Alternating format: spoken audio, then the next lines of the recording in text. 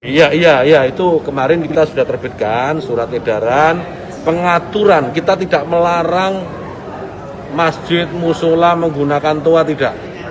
Silahkan, karena kita tahu itu bagian dari syiar agama Islam, ya. Tetapi ini harus diatur tentu saja.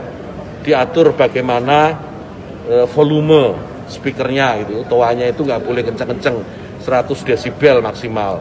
Diatur bagaimana kapan mereka bisa mulai menggunakan speaker itu sebelum adzan dan setelah adzan, bagaimana menggunakan speaker di dalam dan seterusnya. Tidak ada pelarangan. Ini aturan ini dibuat semata-mata hanya untuk membuat masyarakat kita semakin harmonis, meningkatkan manfaat dan mengurangi mafsadat. Jadi menambah manfaat dan mengurangi ketidakmanfaatan. Karena kita tahu, misalnya ya, kita tahu di daerah yang mayoritas muslim, hampir setiap 100 meter, 200 meter itu ada musola masjid. Ya, bayangkan kalau kemudian dalam waktu yang bersamaan mereka semua menyalakan toanya di atas, kayak apa? Itu bukan lagi syiar, tapi menjadi gangguan buat sekitarnya. Kita bayangkan lagi, kita ini muslim, saya hidup di lingkungan non muslim. Ya. Kemudian rumah ibadah saudara-saudara kita non muslim itu bunyikan toa sehari 5 kali dengan kenceng-kenceng secara bersamaan, itu rasanya bagaimana? Yang paling sederhana lagi, tetangga kita ini kalau kita hidup dalam satu komplek itu misalnya, kiri kanan depan belakang pelihara anjing semua. Misalnya menggonggong dalam waktu yang bersamaan, kita ini terganggu enggak? Artinya apa? Bahwa suara-suara ini, apapun suara itu ya, ini harus kita atur supaya tidak menjadi gangguan. Ya, speaker di musola, masjid monggo dipakai, silahkan dipakai. Tetapi tolong diatur agar tidak ada yang merasa terganggu. Agar niat menggunakan toa, menggunakan speaker sebagai sarana, sebagai wasilah untuk syiar, melakukan syiar tetap bisa dilaksanakan tanpa harus mengganggu mereka yang mungkin tidak sama dengan keyakinan kita. Berbeda keyakinan, kita harus tetap hargai. Itu saja intinya. Jadi saya kira dukungan juga banyak atas ini, karena di alam bawah sadar kita kan pasti mengakui itu. Kawan-kawan wartawan ini juga pasti merasakan itu, bagaimana kalau suara itu tidak diatur pasti mengganggu.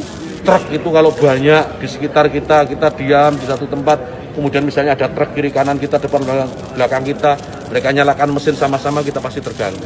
Suara-suara yang tidak diatur itu pasti akan menjadi gangguan untuk kita. Itu ya. Cuman anjing yang takut dengan suara azan. Assalamualaikum warahmatullahi wabarakatuh. Sampai saat ini kita sudah tahu siapa itu Yakut Khalil. Dan sampai saat ini kita juga sudah tahu kenapa umat Islam selalu diusik, apalagi soal ibadah. Mulai dari membatasi jamaah sholat tarawih, ataupun mulai membatasi jamaah-jamaah yang berada di masjid supaya tidak terlalu rapat safnya dan mengatur jaraknya. Tapi kita lihat sama-sama orang yang berada di mall, orang yang berada di diskotik, orang yang berpesta pora, mereka biasa-biasa aja joget-joget bareng-bareng, dekat-dekatan tanpa jaga jarak. Dibiarkan saja, dibebaskan saja. Bahkan kita lihat sama-sama ada orang yang berjualan di pinggir jalan, dia kena denda 5 juta. Sementara orang yang ramai-ramai yang membuka toko di mall cuman kena 500 ribu. Di mana keadilan Indonesia? Mulai dari membatasi orang yang takbiran sampai jam 10 malam. Tapi kita lihat sama-sama orang yang kibotan, orang yang nyanyi-nyanyi sampai jam 1-2 malam, dibiarkan aja, mengganggu tetangga-tetangga sebelahnya dan mengganggu orang-orang yang mungkin ibadah malam, tapi dibiarkan saja. Harusnya Pak Yakut Khalil yang terhormat, Anda katanya orang Islam, Anda katanya Menteri Agama, Anda seharusnya bukan mengatur toa masjid. Anda seharusnya bukan mengatur-atur toa masjid supaya toa masjid itu suaranya kecil dan orang yang bermaksiat di sekitar masjid itu tidak terganggu. Tapi Anda berpikir bagaimana mengecilkan suara-suara yang berada di sekitaran umat Islam yang sedang beribadah di masjid supaya orang yang di masjid itu tidak terganggu ibadahnya kepada Allah Subhanahu wa taala. Tapi Anda malah menyuruh toa masjid itu mengecilkan suaranya. Buat apa? Apakah supaya orang yang bermaksiat di sekitar masjid itu tidak terganggu? Apakah berarti Anda lebih membela orang-orang yang bermaksiat kepada Allah ketimbang orang-orang yang beribadah kepada Allah Subhanahu wa taala. Apalagi Anda menyamakan suara anjing dengan suara adzan, yang mana suara adzan itu adalah mengajak umat Islam beribadah kepada Allah Subhanahu wa taala, tapi Anda menyamakan suara hinanya anjing. Sedangkan teman-teman saya banyak tuh para pendeta, para pandita, kalau kita bilang ustadznya yang berada di agama Hindu, tapi mereka tidak terganggu tuh dengan suara adzan.